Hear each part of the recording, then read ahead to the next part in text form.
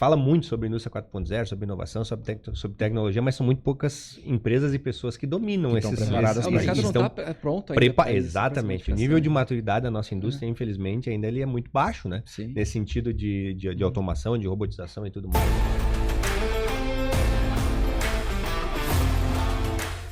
Fala, pessoal. Estamos começando mais um Papo de Indústria. Sejam todos bem-vindos a mais um episódio. Então, hoje para contar uma história inspiradora aí de empreendedorismo, de uma empresa que vem crescendo a cada ano, se consolidando a cada ano, já consolidada, mas vem crescendo, aumentando sua participação no mercado aí, né, Wanderson? Isso aí. Bom dia, sejam todos bem-vindos. Hoje, então, contamos com a presença aqui do pessoal da OBR Equipamentos Industriais, André e Breno. Sejam todos bem-vindos. Muito obrigado. Obrigado. Imenso prazer. Satisfação estar aqui com vocês. Prazer é nosso, pessoal, receber vocês aqui no Papo de Indústria para contar a história um pouco da história da OBR, né? Essa empresa que tem crescido a cada ano, né?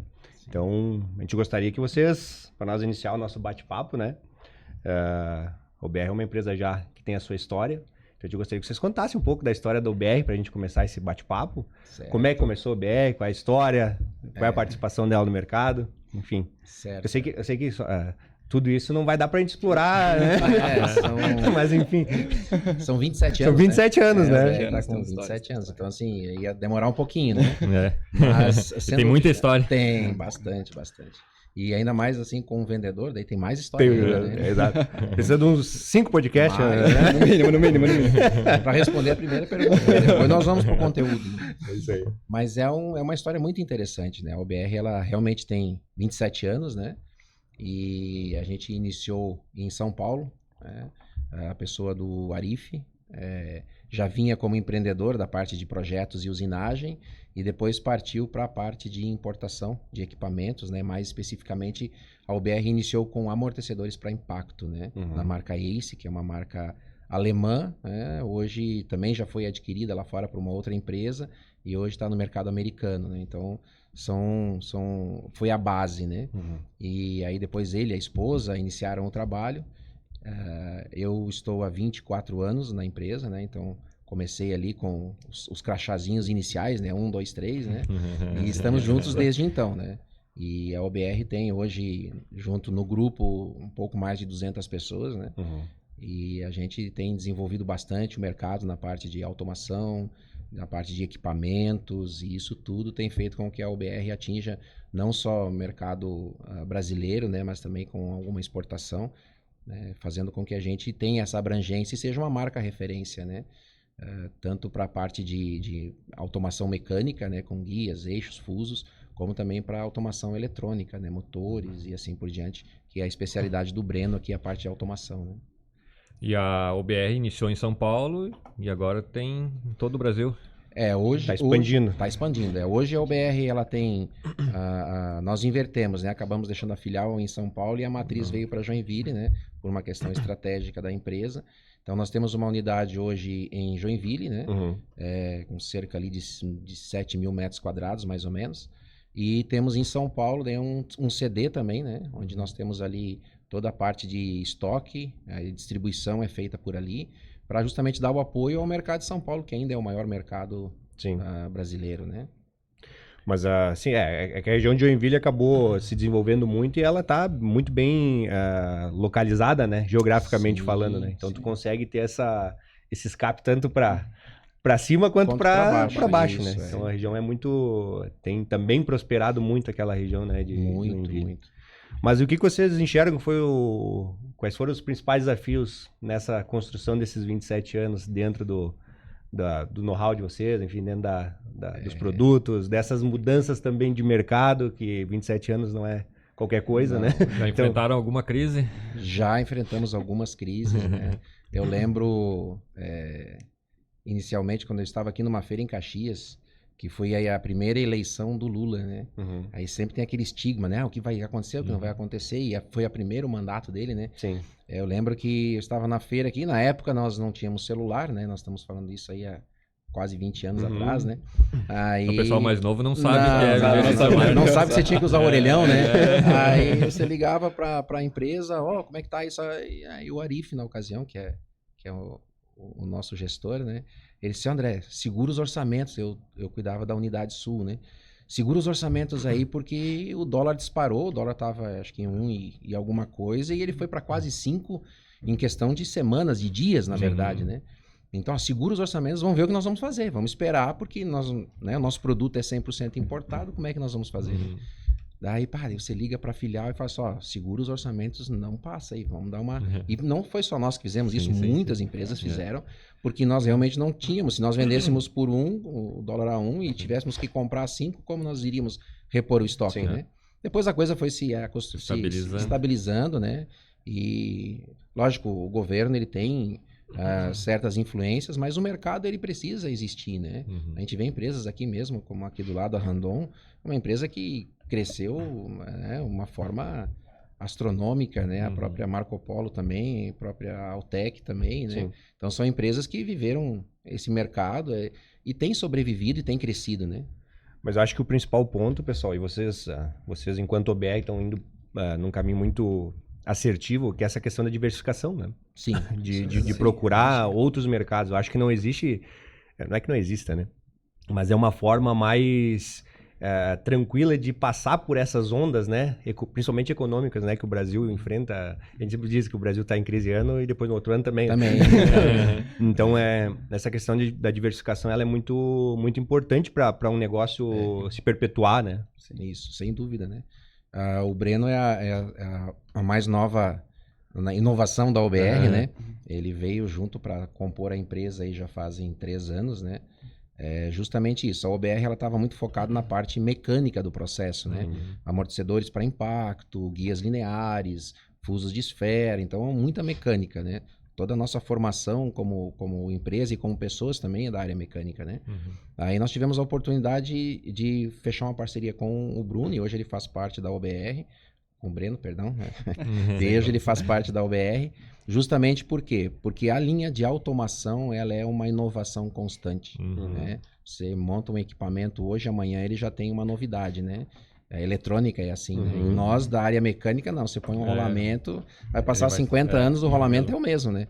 Tu tem um Fusca velho, tu vai na loja, tu quer o rolamento da roda do Fusca lá de 1969, e o cara tem, né? E não mudou nada, né? Então o Breno acho que pode falar melhor aí sobre... Se mudou, foi gambiarra. Foi gambiarra. Não, é uma... Como é que é? Uma sofisticação do processo. Não é gambiarra, são medidas paliativas. Paliativas, exatamente.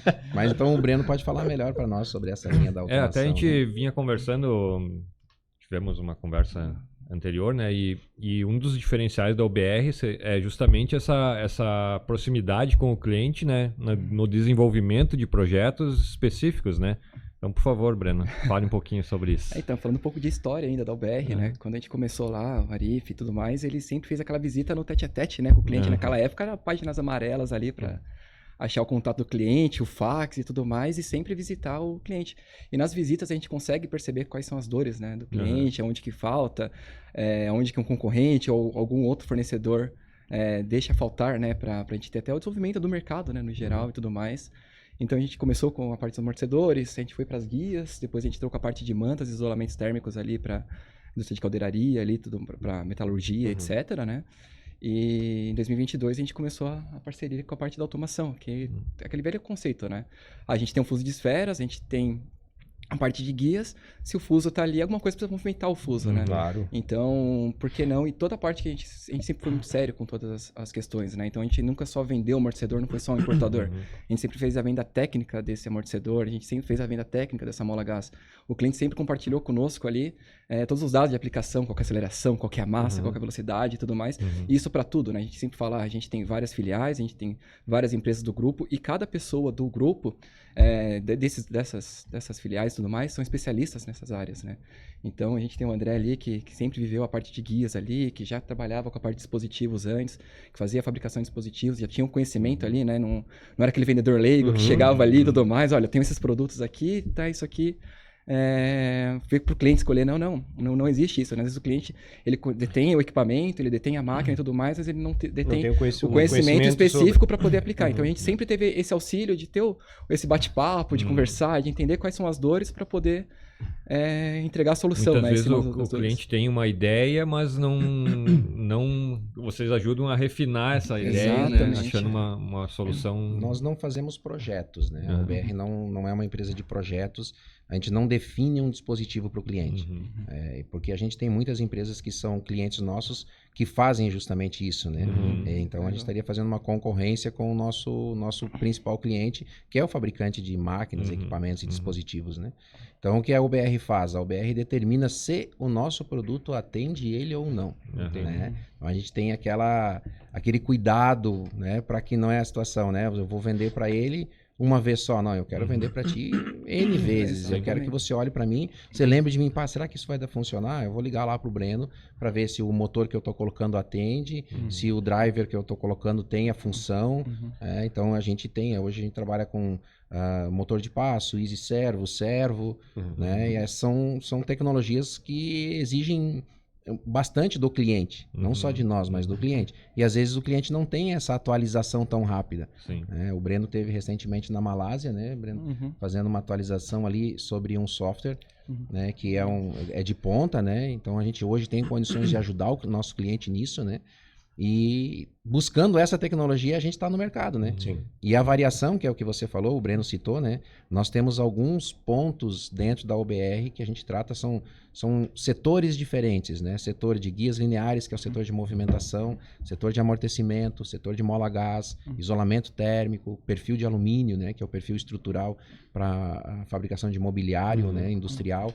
Então, são setores cuidados por pessoas independentes, atuando como se fossem, e são mesmo empresas independentes dentro do grupo, para que a gente tenha condições de dar uma atenção específica, né? A gente quer especialistas, não um cara genérico, né? Mas aí, André, eu queria te fazer uma pergunta, que isso é uma coisa que chama bastante atenção. Nosso mercado de venda industrial, ele é muito técnico, né? Isso. E como é que vocês fazem para formar essas pessoas? Porque nós temos uma dificuldade grande hoje de pessoas na questão da mão de obra em si, né? Como é que é a questão da formação desses profissionais para terem esse atendimento próximo e técnico? Se vocês puderem passar, obviamente. Sim, claro, não é. São segredos Não, industriais, não, né? A gente tem essa mesma situação de penar para achar o profissional, né? O Breno, inclusive, agora está montando uma equipe técnica, né, para dar o apoio a outras empresas do grupo, né? E a dificuldade para achar uma pessoa técnica é muito grande, né? A formação do Breno é engenheiro, né? Engenheiro mecânico. Mas, assim, o que acontece? Quando a gente seleciona um profissional, primeiro passo, é feita uma avaliação, ver o conhecimento dele, independente do conhecimento. Se for um engenheiro, se for um técnico, normalmente nossos vendedores são pelo menos técnicos mecânicos, né? Na área... Tem que ter esse pré-requisito. Isso, tem que ter esse pré-requisito. Porque, pô, você abrir um desenho, você não saber nem qual é a cota, então é difícil. Exatamente. Esse cidadão, ele vai passar um bom tempo dentro da fábrica. Antes de ele vir, então o RH já traz ele, né, apresenta a todas as pessoas, né? A fábrica, hoje nós ainda, como somos a parte comercial, por exemplo, nós somos em 35 vendedores na OBR, né, na linha de produtos da OBR. Então, é apresentado para todos, individualmente, etc. Ele vai fazer parte dessa equipe. O segundo passo, leva-se para a fábrica e ele fica pelo menos uma semana na fábrica. Mesmo que seja engenheiro, né? Nós temos engenheiras ali, inclusive aqui no stand na Mercopar, se vocês quiserem acompanhar ali, né?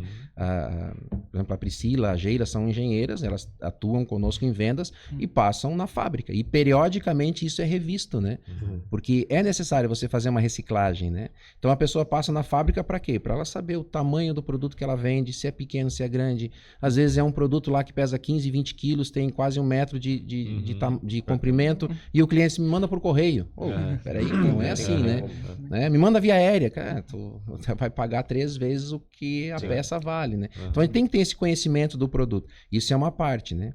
E depois, o Breno até já fez isso, né, Breno? Algumas vezes a reciclagem, né? Sim, acho que tem agora até pro dia 20 um treinamento, dia 23, né? 23, vai estar fora ali, sobre mas cremalheira, exatamente, né? A gente tá lançando um produto novo, né, na parte mecânica e tudo mais, que é um produto novo para nós, assim, tudo mais, porque todo produto que a gente tem da UBR é um produto que é consolidado, né? Então, é um produto que ele passa por teste, ele passa por validação. Por exemplo, nós vendemos as molas a gás. A mola a gás, ela é um item que ela demanda o dimensionamento e às vezes a mesma mola a gás, ela tem diferente impressões. Uhum. Então, para cada aplicação, a gente calibra uma a uma. Então, para os produtos todos, exatamente todos, a gente tem para o fuso de esferas, todos eles são usinados, ou quando o cliente solicita, né? Exceções do corte ali para o comprimento, etc. E aí agora a cremalheira que a gente chegou, que a gente percebeu que existe uma carência, que a gente está falando da deficiência do mercado ali com relação à precisão, à movimentação, porque a gente sabe das limitações mecânicas, né, as limitações técnicas ali do fuso de esferas, e a gente migrou para a cremalheira de precisão. Então, a cremalheira de precisão, para a gente fazer a venda dela, ela é diferente do fuso de esferas, por exemplo. O fuso de esferas, a gente sabe que a gente tem os benefícios mecânicos que ele tem ali, da questão de redução, amplificação de torque, etc. E a cremalheira não. A cremalheira, ela já trabalha no sistema fixo, ela já não tem o benefício do ganho de torque e tudo mais, porém você consegue trabalhar com velocidades maiores, até mesmo com a precisão maior, que é uma coisa que para o mercado vai ser uma coisa que vai ser bem diferente, que está acostumado que o fuso de esferas entrega mais precisão, mas existe também a cremalheira de precisão, que é o que o BR está trabalhando. Então, para explicar isso para o vendedor também passar essa credibilidade para o cliente, a gente precisa fazer todo o processo. Para muitas vezes até quebrar algum paradigma da cabeça do cliente, né? Exato. Determinado produto era assim, já tem um conceito... Um estigma, né? Isso é o pior, eu acho. Isso é o pior. E não existe um profissional perfeito para cada empresa, que a gente pegue no mercado e tudo mais. Porque assim, por mais que o cara se forme engenheiro, mas tem várias vertentes que a engenharia tem, né? Exato.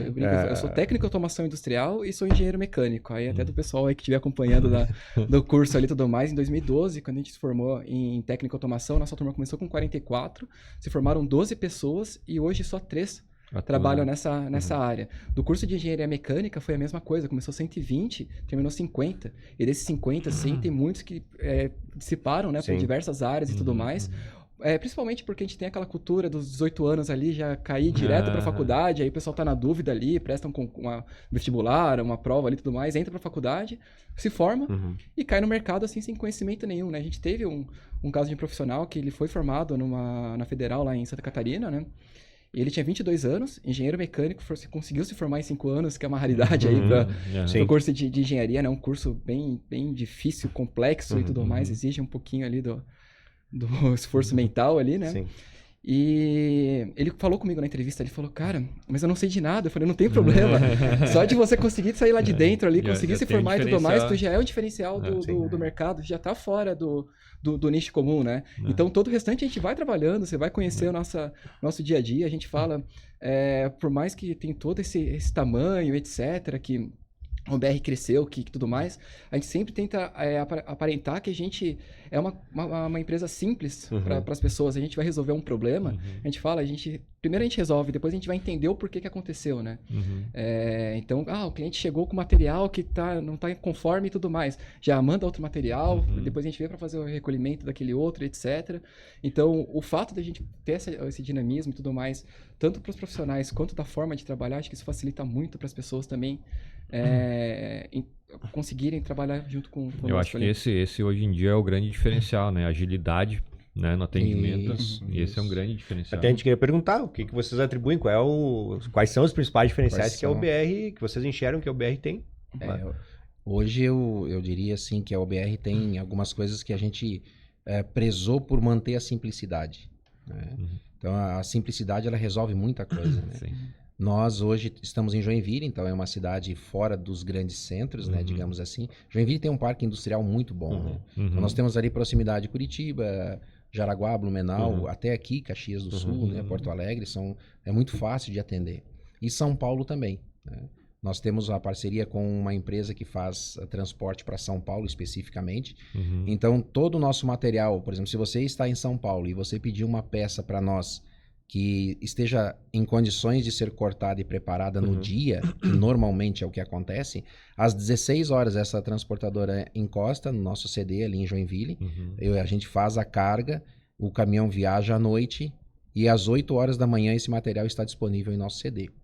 Salvo aconteça algum imprevisto no trânsito, algum acidente que a BR fique parada, você consegue... Que não é raro. Exatamente. Mas então, na maioria das vezes, a gente ouve dos nossos clientes assim em São Paulo, vocês estão em Joinville e vocês me atendem mais rápido do que o pessoal de São Paulo.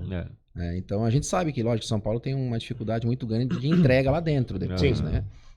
Então, mas o transporte daqui costuma ser... Então, a gente primou por isso, né? Por exemplo, aqui, a gente tem condições de atender clientes grandes nossos aqui, Tramontina, Randon, Marco Polo, a gente coloca na transportadora à noite, lá em Joinville, à tarde, né? Final da tarde, e no outro dia de manhã já está aqui, né? E essas transportadoras, ou essa especificamente que a gente usa, tem como principal cliente esses mesmos clientes. Então eles têm caminhões Todos os dias dedicados. tá na rota. Às vezes o pedido é feito 2 horas da tarde lá, 10 horas da manhã já está entregue. Né? Então isso a gente primou por ter essa possibilidade, né? O nosso PCP, ele não é um PCP engessado. Né? Ele Tem sabe essa das flexibilidade. Exatamente. E os vendedores são treinados para isso, né? A gente dificilmente usa a palavra urgente. Mas quando ela é usada, a gente Realmente sabe é. que precisa. Sim. Né? Porque senão você entra naquele, né? Urgente, super Tudo urgente, urgente, urgentíssimo. tudo urgente, Aí, qual que é? Então, quem ficou para trás aí, né? Alguém ficou, né? Alguém não vai ser, Alguém não vai ser atendido. É. Mas quando tu fala isso, André, é questão de peças de reposição, né, nesse sentido Isso, da agilidade. Exatamente. Porque a gente vê também conforme vai passando também essas questões econômicas, o pessoal acaba fazendo muito mais manutenções. Do que fazendo novo, né? Manutenções sim, e principalmente assim, não as preventivas, né? Aham. As Corretivas. corretivas. Só, Então, isso. não sei se vocês enxergam essa é uma tendência de mercado também, né? Do pessoal Trabalhar até quebrar. trabalhar até quebrar e depois dar essa correria, vamos dizer assim. Não, tem isso mesmo. Hoje, nossos equipamentos, alguns deles têm um valor agregado alto, né? Então, o cliente, ele prefere, sabendo dessa agilidade e de que nós costumamos ter em estoque, né? A gente, o Arif, na pessoa que trata diretamente da importação, ele tem uma premissa de ter pelo menos 9 meses de material em estoque. Essa é uma premissa para os nossos produtos, né? Então, isso acontece, faz com que o cliente sinta-se à vontade de deixar o equipamento dele quebrar, para daí ele nos acionar e a gente fazer, então, o envio rapidamente. Né? Porque às vezes o nosso produto ele é caro para você manter em estoque. Então, como a gente entrega ali, às vezes em 12, 24 horas, né? Então ele está recebendo o produto. Fica confortável, vamos dizer assim, sim, né? fica confortável. E não é uma empresa que começou agora, né? Então você tem são 27 anos de história, né? Já tem um histórico. Tem, exatamente, tem, né? E não só por isso, né? Que a gente fala, mas tem todo esse processo rápido e tudo mais, e a gente é sério a ponto que nunca saiu nenhum material sem nota fiscal de dentro do BR. A gente brinca que às vezes, tem que fazer um ensaio, a gente tem prédios diferentes, né? Em Joinville, tem que sair do material de um prédio para ir para o outro para poder fazer fotos ali, para poder marketing, divulgação e etc. Esse material para sair de uma filial para nossa, da outra, às vezes é 3 peças, 4 peças, ele tem que sair com nota fiscal. Então não é só porque é ágil, que é isso e aquilo que a gente trabalha de forma errada. Não. A gente consegue fazer tudo isso trabalhando de forma correta. Não é cortado o processo. Não, exatamente, não. exatamente. A gente fala que a gente sempre pensa no futuro, né? A gente monta tudo que a gente faz hoje, todas as mudanças que estão acontecendo, a gente está pensando sempre lá na frente, né? A gente não tem aquele desespero de ter o resultado imediato, de ter a inserção de um produto, de uma... Não, imediato. É sempre pensando lá na frente. Então, para pensar lá na frente, a gente tem que pensar em todo esse contexto, de trabalhar certo fiscalmente, trabalhar certo com os transportadores, nossos parceiros, e também com o cliente, né? De passar os prazos corretos. Tem produto que a gente precisa colocar na fila da usinagem ali para poder fazer a entrega. Então, o cliente já está ciente que ele precisa de 10 dias ali e tudo mais. Mas os componentes normalmente que tem quebra, né? Normalmente tem casos também que cisalham um fuso de esferas ali, e aí tem que ser imediato, não tem como. Mas é a castanha, a porca ali, né? Do fusos, são os carrinhos ou patins ali, né? Que cada um fala. Então, esses são itens que a gente tem de imediato ali que é de prontidão, né? Tem caso de cliente que desloca de outro estado, vai até a UBR simplesmente para retirar no balcão para poder fazer a reposição ali. E aí a gente consegue fazer também essa venda balcão também. E agora tu falou em usinagem, então a UBR ela tem um setor também onde faz a customização conforme a necessidade do cliente. Sim, temos. Hoje nós temos 3 centros de usinagem, dois tornos, né, CNC, mais um centro de usinagem, mais 3 tornos convencionais, fresa convencional. Então nós temos uma equipe de usinagem bem forte assim para uma empresa do nosso padrão, que nós somos na verdade uma empresa de importação e venda de material, né? Então para esse padrão nós temos já uma usinagem de médio porte para grande, né, com equipamentos de ponta, um controle de qualidade bom, porque os fusos de esfera que nós usinamos, né, eles têm que estar realmente corretos para botar em máquinas de precisão, né? Então não adianta eu usinar um fuso de forma incorreta, sem batimento, sem estar ele desempenado, todo correto para poder mandar para o cliente, né? Então, a nossa usinagem, aí também está um problema de mão de obra, né? Porque ali é um setor, é o setor silver da empresa, né? É o setor já de cabelinho branco. Sim. Né? Porque é difícil você encontrar um jovem hoje que queira trabalhar num torno convencional. Não, isso é uma coisa que tá realmente tá em extinção, escasso, tá em extinção. A gente tá assim com todos ali, quase todos eles estão em vias de se aposentar, né? Então a gente tá pensando como é que nós vamos fazer, né? Então já tem jovens sendo treinados, né, internamente para isso, porque a gente sabe que fora é difícil você conseguir essa mão de obra justamente pela especificidade dela, né? E é engraçado, né? Porque o cara do convencional, ele costuma ganhar bem mais, né? Sim. E parece que nem o dinheiro tá atraindo muito mais hoje, né? Então é uma situação que a gente... E é um trabalho delicado, né? Cada Sim. caso é um caso, tem uma especificação, tem que saber ler, interpretar. Mas aí, Breno, sabe que uma coisa que a gente fala sempre aqui, que é a questão da ansiedade, né? Hoje nós temos a síndrome do pensamento acelerado, né? Que é difícil se manter focado, né? É muita informação, a gente é acionado muito, né, e daqui a pouco as pessoas que são mais sêniores, assim, elas têm essa capacidade de foco, né, de concentração, né. A gente está a todo momento sendo bombardeado, né, de informações e de estímulos, né, vamos dizer assim, e acaba mas isso é para tudo, assim, né, que nem da parte de, por exemplo, de amortecedores e mola gás, a gente tem as ponteiras e a gente também customiza, né, porque tem máquinas importadas que a gente faz reposição ali dos materiais e tem as máquinas que os clientes já compartilharam conosco o suporte para fazer. Então a gente precisa dessa usinagem, a gente precisa da customização e até na parte eletrônica ali, que seria a parte que fica mais ali comigo, a gente faz a parte de parametrização de inversor, parte de calibração, de programação dos CLPs, de HM, etc. Que é um trabalho assim que já é mais tecnológico e tudo mais, e a gente não encontra pessoas também com perfil do jovem ali e tudo mais, assim, recém-formado e tudo mais, que tem aquela paciência até mesmo da programação voltado para a máquina, né? Porque é o que eu falo, às vezes da máquina, ela é um pouco diferente da programação voltada para o TI, porque a do TI é aquela questão que ele vai testando, ele já tem um ambiente de testes aqui, ele roda com uma tela, ele já está com o sistema em beta e tudo mais. E às vezes, muito caso das máquinas, ele tem que ver o código e imaginar a máquina movimentando ali, já fazendo todo o processo, ou quando ele vai programar um CNC ali, que ele tem que fazer as linhas, por mais que ele hoje tem uma série de softwares CAN e tudo mais, mas ele já tem que prever que, por exemplo, essa parte aqui, se minha máquina não é 3, 4, 5 eixos e tudo mais, ela não vai chegar nesse ponto. Então tem que prever isso também. E mesmo esse caso da ansiedade e tudo mais, eu acho que o perfil do profissional e do próprio mercado mesmo, ela tá cada vez se distanciando muito mais da realidade mesmo, né, nossa, da indústria, né? Isso, infelizmente, tá... Mas uma coisa que é interessante, agora construindo com vocês, é essa questão da possibilidade dessa... não diria construção de carreira, mas enfim, dessa variação de setores dentro da própria empresa, né? Sim, tu tem a usinagem mais convencional, como tu falou, né? Até a automação, que é uma coisa mais sofisticada, vamos dizer assim, né? Dentro de uma escala, vamos dizer assim, né? Então tu pode transitar dentro desses ambientes, né? Tu tem a coisa mais tradicional e tu tem a coisa mais tecnológica dentro do próprio ambiente. Outra, né? Uma coisa complementa a outra.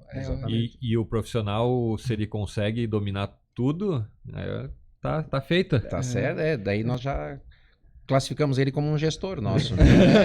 Hoje a gente tem a usinagem, a gente precisa ter, pelo volume que tem de peças, né? Nós temos peças seriadas, são 2, 3 mil peças a serem feitas de forma rapidamente, né? Que tem clientes nossos que fazem máquinas seriadas e a gente atende eles de forma bem pontual.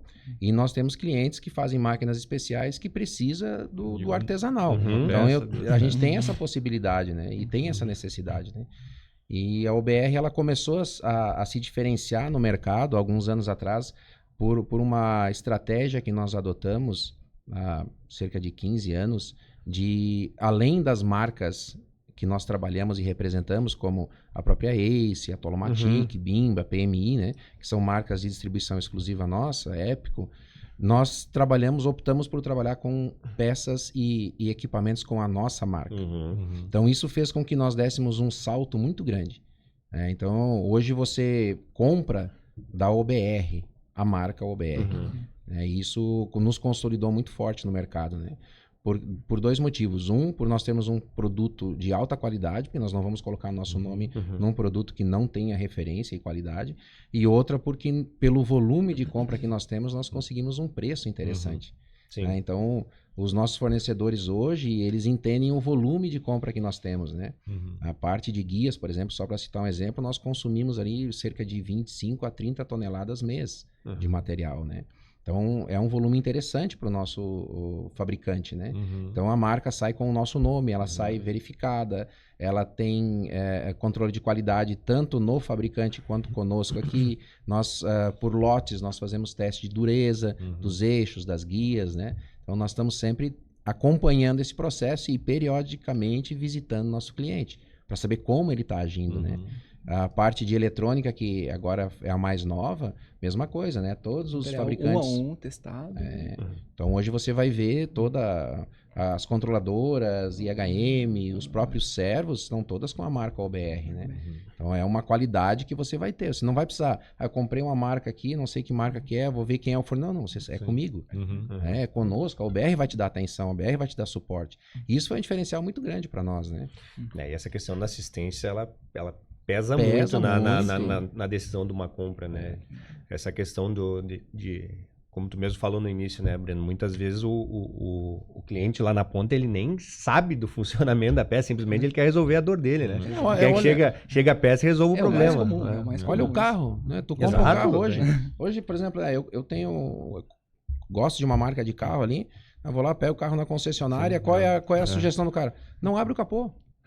Não vai, não abre o capô, não faz. Vem aqui. Então, e realmente, às vezes eu brinco assim, eu lavo meu carro quando eu levo na revisão, né? Mas eu não faço questão. Né? Por quê? Porque tu não entende nada mesmo daquilo ali, né? Você abre o capô, você não vê nada, né? Então, a mesma coisa acontece hoje com as máquinas. Estão cada vez mais tecnológicas. A tua máquina parou, o que você precisa fazer? Ter o telefone do Breno. Isso. Da equipe técnica dele, né? Da assistência, tem o telefone da UBR. Nós costumamos, nos nossos equipamentos, você tem o nosso site. Ali no site você tem telefone, você tem e-mail, você tem o WhatsApp, que hoje é uma ferramenta muito boa para a gente dar essa atenção para o cliente, né? E vai cair sempre com o técnico. Né? Não cai com o robô. Não, isso não. Esse é um ponto que hoje em dia, claro, é uma tendência e é uma necessidade muitas vezes, né? Mas o atendimento diretamente com o muito técnico diferente. Depende, eu digo assim, depende do tipo de assunto, né?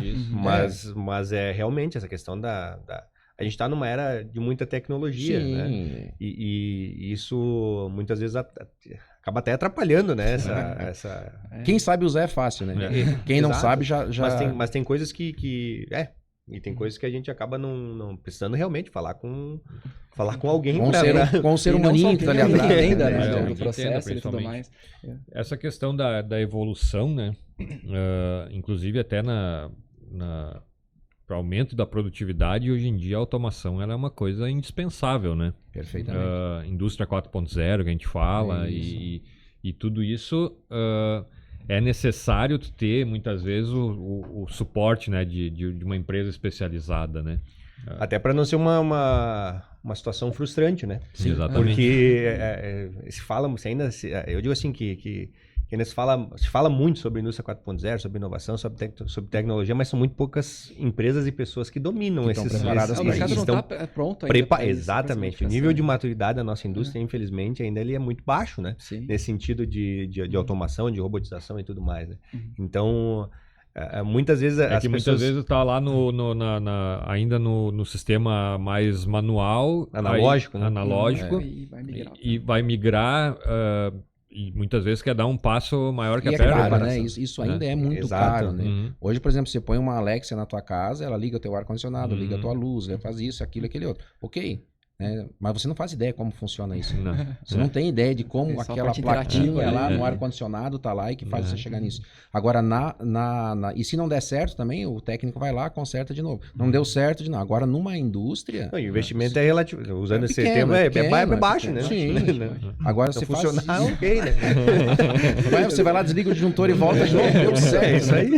Agora, numa indústria, imagina, você produz ali tantas mil peças por hora, né? Ou por dia. Não pode nada. E aí, uma máquina que perdeu a conexão com a outra, você para a tua produção. Aí, se você tivesse um profissional capacitado para resolver uma situação, Mas aqui a gente está dizendo assim, ó, que a escassez, quanto mais tecnológico, você vai chegando no topo da pirâmide e você não tem profissional. Então, às vezes, é um profissional que atende 3, 4 empresas, né? E você sabe que quando o problema dá, parece que ele dá junto, né? Sim. O raio cai lá e queima tudo no mesmo dia, né? Então, a indústria 4.0, ela tem essa limitação ainda. Eu acho que ela é mais limitada quanto à mão de obra do que as outras indústrias ainda, do que as outras partes da indústria, né? Então, a gente precisa ainda mais de profissionais. A gente brinca dessa questão do concorrente, né? Que a gente fala que o concorrente hoje para nós não é uma preocupação exatamente para essa questão que a gente detém o conhecimento técnico de todos os nossos produtos, né? Até umas 2 semanas atrás ali eu passei por uma situação bem engraçada. E o cliente ligou para mim, ele, Breno, tudo certo e tal? Cara, preciso te contar uma coisa. Tentei fugir de vocês, mas não deu certo. Aí eu falei, como assim não deu certo? Ele, cara, peguei um projeto aqui, é um fabricante de máquinas seriadas e tudo mais, e o cliente me pediu uma máquina com 4º eixo. E eu precisava colocar um redutor planetário ali para poder fazer a movimentação desse 4º eixo e tudo mais. E aí fui ligar pro seu concorrente, né? Falei, cara, vou ligar pro Breno, tá na correria ali e tudo mais. Liguei pro concorrente, falei, cara, tô montando aqui um 4º eixo e tudo mais. O que você tem de redutor aí? Aí ele foi, me mandou o catálogo dele ali com 200 produtos e falou, seleciona pra tua aplicação aí. Escolhe e passa. Aí ele falou, cara, eu mexo com máquina, entendo de máquina, etc. Eu tô há muitos anos aqui e tudo mais, mas eu não tenho conhecimento pra esse diâmetro, pra essa carga aqui e tudo mais. Tô te ligando aí agora, a carga é essa e tudo mais, qual redutor que você me indica aí, que consegue me mandar. Então a gente consegue ver que os nossos concorrentes, eles estão também patinando, né, com relação a isso e tudo mais, e a gente deu um salto à frente em relação a todos eles, que hoje o cliente, o valor, o preço é muito importante para todos nós, né, isso aí não tem como falar que não, mas comprar com a segurança e tudo mais, que às vezes sabe que vai gastar uma única vez e ter aquele produto que vai rodar tranquilamente, acho que para todo consumidor isso é importante, então, para todo o mercado. Então a gente consegue sempre trabalhar com essa linha. Esse combo, né? Esse combo é o que faz o diferencial. Exato. Ter um produto, também de nada adianta ter um produto de extrema qualidade se tu não tem aplicação, né? se tu não tem esse corpo técnico para ajudar. E da mesma forma também não adianta ter um corpo técnico extremamente qualificado se o produto lá na ponta não funciona. Não funciona. Então é questão do equilíbrio, né? Ter esse equilíbrio. Mas voltando ao negócio da indústria 4.0, que esse é um tema que a gente sempre interessante, debate muito. Muito. Mas o que vocês enxergam que esse é um caminho sem volta para a nossa indústria? Sim, a questão de automatização, de como é que vocês enxergam essa questão da aplicação também para os próximos anos aí, também dentro do escopo de vocês de trabalho? Bom, o que nós temos assim, ó, a UBR tem 27 anos. Fazem 3 anos que nós incorporamos a parte de automação. Por que isso? Primeiro porque nos faltava pessoas capacitadas. Então depois, quando chegou o Breno com essa possibilidade, esse escopo de negócio, nós abraçamos sem dúvida nenhuma. E depois foi porque a dificuldade é você encontrar fabricantes também adequados, né? Porque você sabe que quando surge um negócio novo, todo mundo quer surfar na onda desse negócio novo. E aí você tem uma série de problemas, né? A gente teve agora falta de mercado, né? De chips, né? E isso afetou a indústria tecnológica de uma forma enorme, né? Nós usávamos alguns produtos em que nós preferimos deixar de fabricar do que eles começaram a usar chips chineses que não atendem, né? Não tem a tecnologia necessária, né? Então a gente preferiu, não tenho para te atender. Nesse momento, vamos ver o que vai acontecer com a indústria ali. Agora a coisa se equalizou de novo, nós estamos com o nosso estoque reposto, justamente para quê? Para ter tecnologia. Então a indústria 4.0 ela tem que ser muito cuidadosamente administrada. Pessoas capazes, como é o caso do Breno e da equipe dele, produtos de qualidade, que o nosso nome está atrelado, né? É um contato muito profundo. Então a gente tem que ter muito cuidado nisso. Mas não tem volta, né? Não a mão de obra ela falta se você for olhar e falar assim, se você fizer uma entrevista aqui com o pessoal do agro, falta cara para capinar, falta cara para dirigir uma... Né? Hoje a gente fala aqui de tecnologia, né? Aí não sei se vocês estiveram na feira aqui em Esteio, na Expo Inter, né? Você tem colheitadeiras ali que custam 4, 5 Ferraris, né? E ela tá para trabalhar no barro, na chuva, com um camarada que tem que ter conhecimento. Né? Então, não dá para dizer assim, mas a população aumentou tanto e falta mão de obra. Na verdade, nós estamos evoluindo tecnologicamente em todos os campos. E vai faltar sempre, né? Sim. A gente, se você começar de cima, né? Falta políticos capacitados, né? Falta, né? Parece que antigamente era mais gostoso, né? Hoje o negócio fica meio é mais divertido. A escassez. Tá aí também, né? Tá, Mas sabe que isso é um ponto bem interessante, É, cara. Hoje, antigamente, não entrando no viés político, mas antigamente tu tinha muitas opções, né? Hoje tu parece que tu escolhe pelo menos pior, né? Exatamente. Antigamente tu tinha... Eu lembro, na época que era criança, tu queria ver desenho, tinha que assistir horário político, né? E era acho que era MDB ou PMDB, PDT, já foi, MDB já foi, já voltou, foi, sei lá, né? Mas não lembro os nomes, mas tinha lá vários partidos e coisa. Hoje você tem dois viés, né? Radicais, né? Você hoje deixa naquele, esquerda, né? Não ficou estranho, ficou ruim, né? Eu acho ruim. E esse problema da questão até da indústria 4.0, eu falo que ela teve um marketing muito bom e faltou uma execução tão boa quanto o marketing, né? Que o pessoal do comercial foi melhor do que o da da execução, da parte técnica, exatamente. Porque, por exemplo, a gente fala da questão supervisório. O supervisório é uma coisa linda, né? Coloca no computador ali, a fábrica toda monitorada, a produção, controle, PCP, integrado ali com RP e tudo mais. E quando a gente vai para a prática disso, a gente sabe que o buraco é bem mais embaixo, né? Que, por exemplo, o pessoal da manutenção, às vezes ele não tem acesso ao supervisório ali para poder saber, mas está preso lá no comercial, sabe o controle das máquinas, mas não sabe quanto a máquina está rodando e tudo mais. Então, eu acho que o comercial do 4.0, que agora está até o 5.0, né? Tem todos os textos ali que está integrando com a IA e etc, as tomadas de decisão. Só que a gente está precisando ainda dar um passo atrás. É a base bem feita, eu acho. Exatamente, dar um passo atrás, né? Com relação ali à questão de aprimoramento das pessoas ali e tudo mais, que sempre fala, o CNPJ é só um número, né? Sim. A empresa ela é feita de pessoas, né? E pra gente capacitar essas pessoas e tudo mais, a gente precisa dar um passo atrás para poder, o óbvio precisa ser dito, né? Então tem que explicar ali o arroz com feijão, fazer o alicerce e tudo mais. O simples, às vezes para poder migrar simples, depois, para ter um supervisório ali na tela do celular, para poder monitorar a fábrica. É lindo, eu concordo.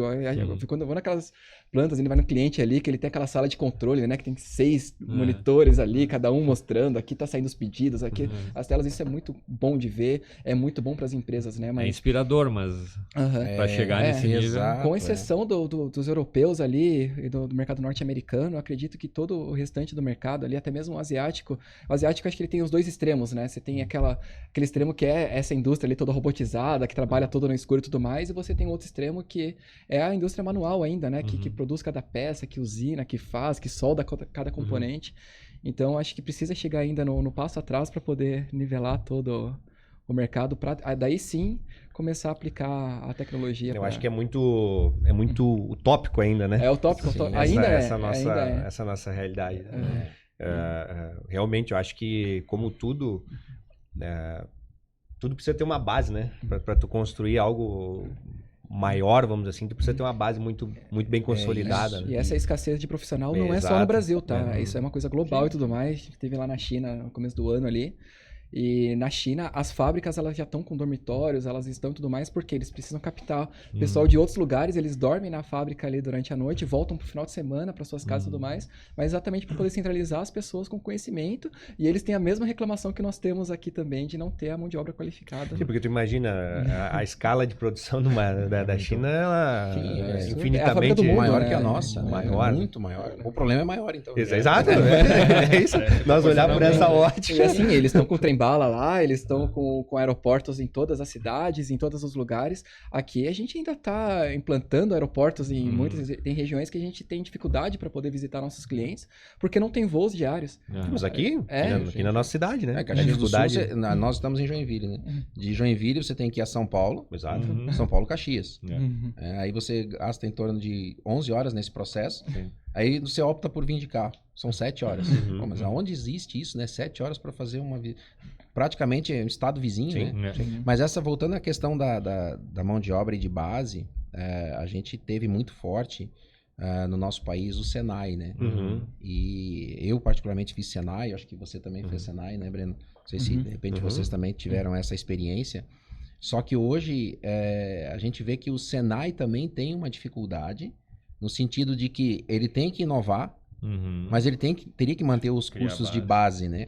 Então você vê lá alunos no setor de programação, que a gente tem uma parceria muito forte com o Senai. Você vê lá jovens que a gente traz para dentro da empresa, jovem aprendiz, etc, etc. Você vê na turma de programação, 100 pessoas. Uhum. Na turma de pneumática, tem 10. Uhum. Uhum. Na turma de ajustador mecânico, você tem 10, né? Uhum. Agora, a programação não funciona sem o ajustador É, mecânico, sim, sem o cara da exatamente, depois que pneumática, entra, sem o cara da base, né? Então, como é que nós vamos fazer, né? Hoje eu vejo assim, as empresas já estão mais pelo viés econômico. Sim. Né? O cara de base, ele está ganhando mais do que o cara de programação. Uhum. Então, tem atraído, tem funcionado. Eu vejo que tem funcionado. O cara, ele gosta, né? Só que ele vai lá trabalhar de luva na graxa. Uhum. Não sei se vai Falta o funcionar há muito operacional, tempo, né? Só se formam querendo trabalhar ali de terno e gravata e tudo mais. A gente teve essa questão ali que os filmes, as séries e tudo mais criaram o nosso tipo dessa forma, né? E quando a gente da fábrica ali, da mão de obra mesmo, a gente não é visto com bons olhos, né? Assim, Sabe no que geral. é uma coisa, parece que é uma coisa pejorativa, né? É. Mas, cara, né, não tem sentido, né? Pois é. Na prática isso não tem sentido, né? Mas realmente essa questão da mão na massa em si, ela Ela sempre foi A gente pautada como uma coisa ruim, vamos dizer ruim, assim, né? né? Que você não estudou, né? Você tá Exato, lá, né? exato. E é na isso. verdade você vê que é justamente o contrário, né? O cara, Uhum. para fazer aquela base lá, ele teve que estudar muito, né? Uhum. E a gente mesmo, hoje, eu lembro que quando eu comecei fazendo visitas em campo, né? Muitas vezes você tinha que ir lá dentro do equipamento, junto com o cliente. Então, eu sempre tinha uma segunda muda de uniforme no banco de trás do carro, porque era muito comum você fazer uma visita e você tá encharcado de suor, ou então cheio de Óleo, graxa e tal, graxa. óleo, Aí você tinha mais uma visita depois. Uhum, tinha Aí que- você dava um jeitinho de ir num posto de gasolina, trocar de roupa e partir para a próxima, né? E isso hoje já é mais difícil, né? E tem algumas coisas que nos cerceiam também, né? Por exemplo, desvio de função, né? O cara não pode mais botar a mão na graxa, senão vem cá aprender, você não pode fazer, né? Se burocratizou muita coisa. né? Exatamente, né?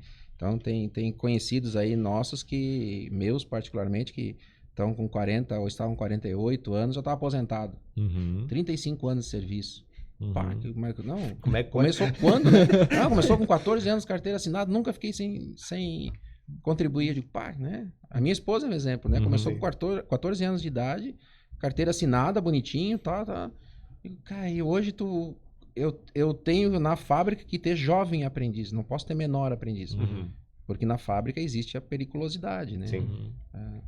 Então a gente tem que ter esse cuidado também, né? Então retarda um pouco na chegada do mercado de trabalho. Já começa né? mais tarde, né? Exatamente.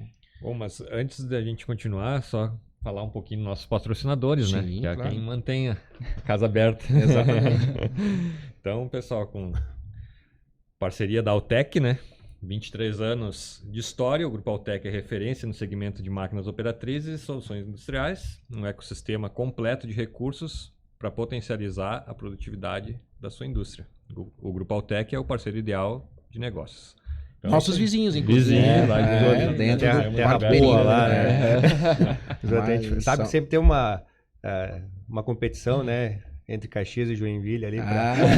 Quer dizer, não sei se existe mais. Né? Nem que seja no ego nosso. Né? Mas enfim. E também a Estúdios Ferramentas, né? Que tem soluções completas em ferramentas de usinagem, insumos industriais, aí, então também trabalha muito com a parte de produtividade, de melhoria de performance, Isso. então temos aí um portfólio Somos bem clientes completo. deles também nas Isso. nossas ferramentas. Ótimo, aí maravilha. Tá tudo interligado. É né? Se isso aí, você cara. for ver o mercado brasileiro, ele é pequeno. Uhum. É um mercado Pequeno. industrial, né? Exato. A gente fala muito da indústria e quer que ela cresça e quer isso aí. desenvolver, Tem que mas ser- graças a Deus nós somos um país que produz alimentos. Né? Ah, Se nós exato. dependêssemos da Commodity. indústria hoje, a nossa indústria está em boa parte sucateada, né?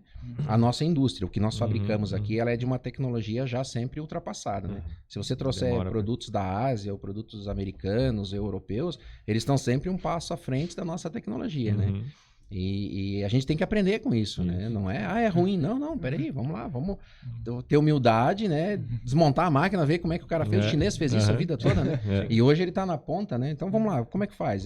Mas dá para mim melhorar aqui, ali, né? Mas hoje é muito mais barato, né? Nós temos dentro do grupo da OBR 3 empresas que trabalham com equipamentos de corte ou para a indústria de comunicação visual ou para a indústria moveleira. E a gente percebe que os equipamentos que são feitos lá fora são de uma tecnologia muito grande. E a gente tem aqui fabricação também. Então, nas máquinas que nós fabricamos, a gente tenta sempre se espelhar no que eles estão fazendo. Virou o jogo, lá, né? Antes eu ia falar o que eles exato. fazem, Sabe agora que isso não. é uma coisa que é um conceito totalmente errado de quem não conhece a realidade asiática. Sim. Né? O pessoal tem aquela mania de dizer que o produto é de... Cara, isso não existe. Na verdade, sim, existe, né? Mas hoje em dia o nível tecnológico da Ásia É que, por exemplo, na China, tu tem opções para todos exato, os gostos. mas, e todos os bolsos, mas, né? isso é que nem, mas isso é que nem no Brasil. Exatamente. Tem produto bom, tem produto Sim, ruim. exato. Ou qualquer outro lugar do mundo. Agora, também é um engano as pessoas acharem que o produto mais barato vai ser o melhor, né? Exato, Não. exato. Toma fecha a conta. um exemplo simples. Ó, você vai tomar uma água. Você tem aquele copinho plástico que você põe uma água ali dentro, ele fica desmanchando na tua mão, né? Você põe um cafezinho quente e ele chega a amolecer. Você pagou 20 centavos. Você tem um copo um pouco melhor, você paga 50. Você tem aquele copo cristal bonito e tal, você paga R$1. Tá, mas o que você quer? Exatamente. Então, a China, ela é muito... A Ásia, de uma forma geral, ela é muito comercial. Eles são muito comerciais. O que você quer? Né? Você quer pagar 20? Então, você vai ter isso aqui. Daí o produto chinês não presta. Não é que não presta. Você quis pagar aquele valor. Conosco, na nossa indústria, é a mesma coisa, né? Só que a gente tenta... Não, eu só produzo produtos premium. Opa, daí ele vai lá e quando ele quer comprar de mim o produto, ele quer comprar o pior.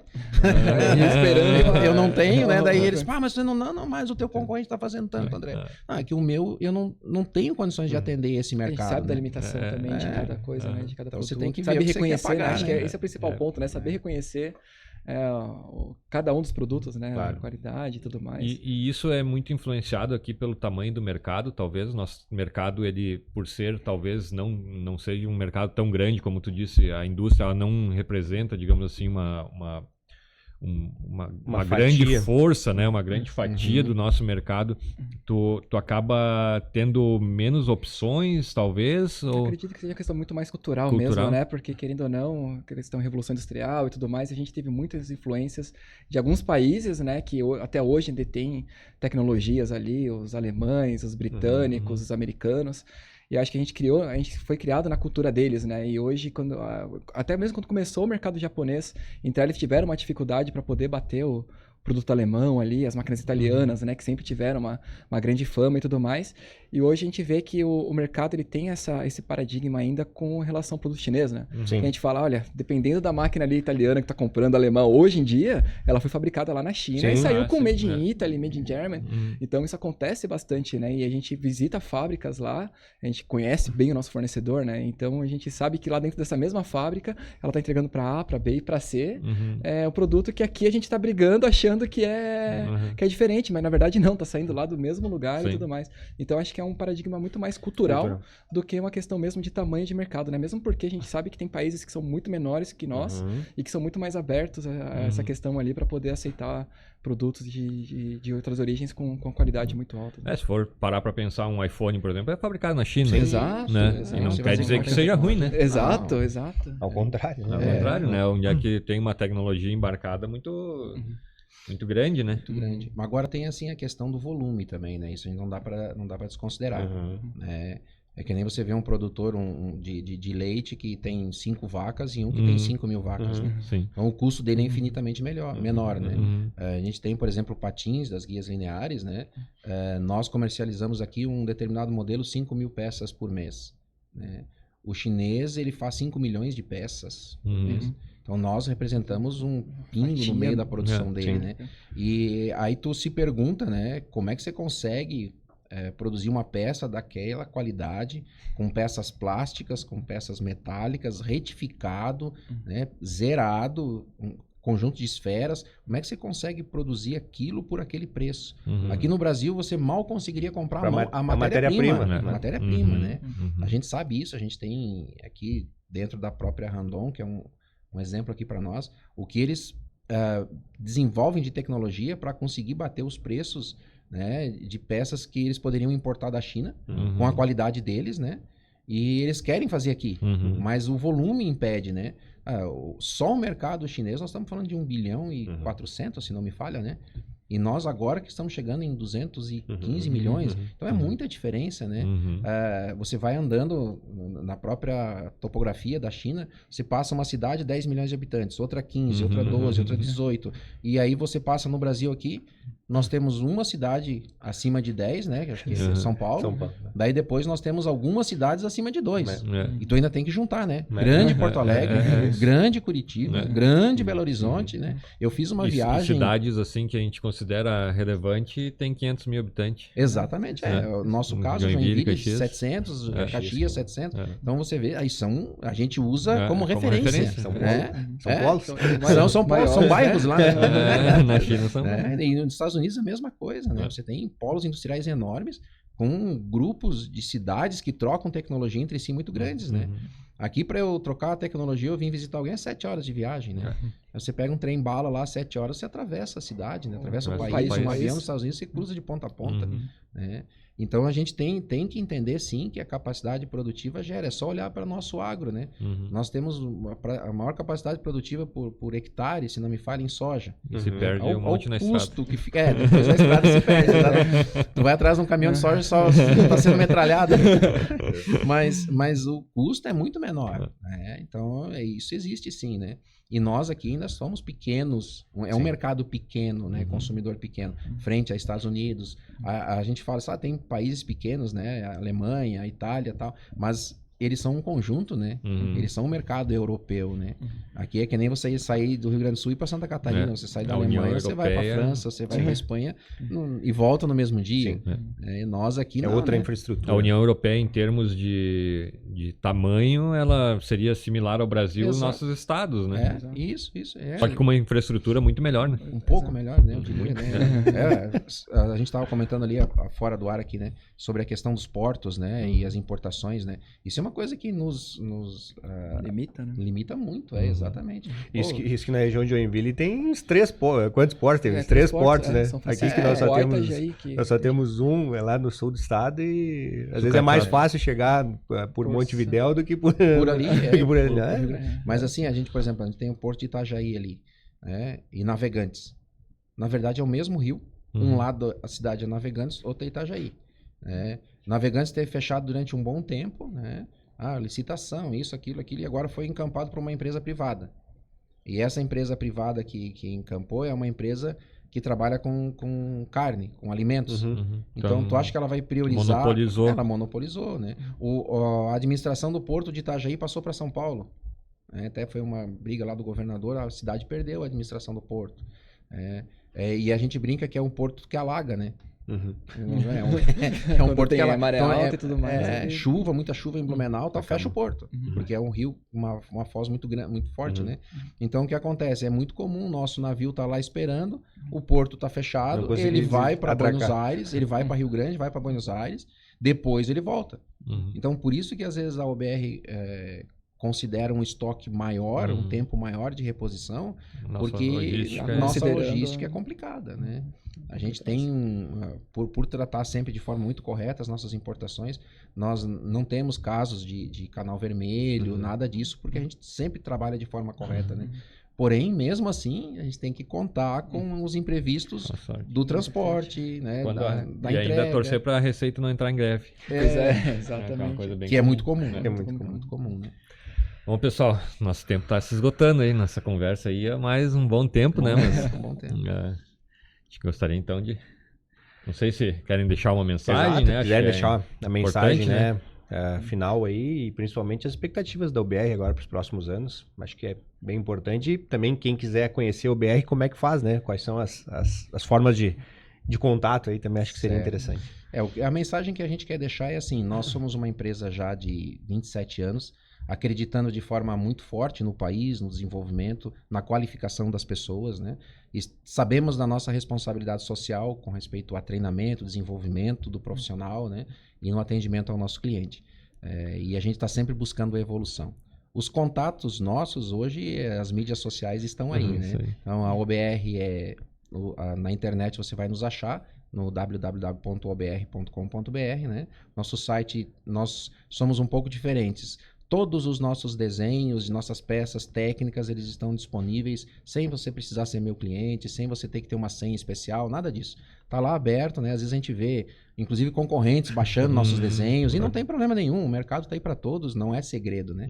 Então você acha nós ali nas mídias sociais, estão lá no nosso site também, né? Instagram, LinkedIn, então você tem todo o nosso histórico ali também.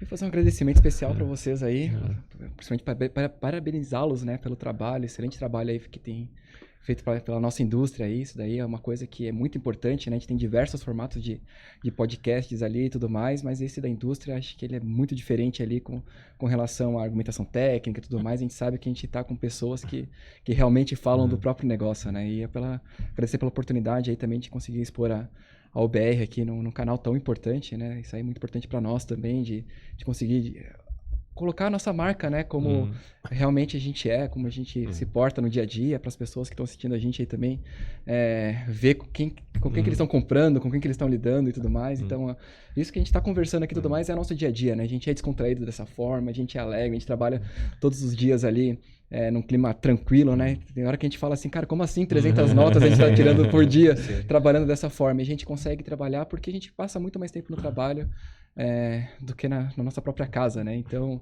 isso é muito importante aí. Muito obrigado aí pela oportunidade. Nós que agradecemos a presença de vocês, e é importante salientar que para nós é muito bom trazer exemplos de empresas como a OBR, que são referências no segmento industrial, que acreditam na indústria, né? E que estão há muito tempo já no mercado, né? Porque a indústria ela tem perdido um pouco da autoestima, né? Sim. O Brasil vem se desindustrializando nos últimos tempos, né? Sim. E é importante a gente trazer aqui exemplos de grandes empresas, de boas empresas, onde Boas práticas. boas práticas, onde o trabalhador é valorizado, onde o mercado, o cliente é valorizado, né? Onde os fornecedores são competentes também, né? Então, para nós também é um grande prazer receber vocês A aqui. gente agradece, André e Breno, pela participação e com certeza, o que tu falaste é muito importante. A indústria, a gente tem um tema, um bordão, vamos dizer, aqui dentro do podcast, que é a indústria protagonista novamente. Sim. É isso que a gente busca, inclusive, com o nosso programa. É fazer com que a indústria volte a ser protagonista dentro do nosso país, da nossa região e do nosso país, né? Então, a indústria ela tem um papel muito importante, como tu falou, André, que é na questão do desenvolvimento social, econômico. Onde tem indústria, tem tudo isso, né? Então, eu acho que a gente tem, todos nós que vivemos a indústria diariamente, temos um papel muito importante na construção da nossa região e do nosso país, né? E principalmente temos que mostrar para os outros, né? E exatamente. Comunicar isso, né? Orgulho comunicar disso para poder passar para frente. Exatamente. Então, obrigado, pessoal, Muito obrigado, mais uma vez vocês. e até a próxima, então. Até a próxima. Valeu, Até pessoal. mais. Até a próxima. Obrigado mais.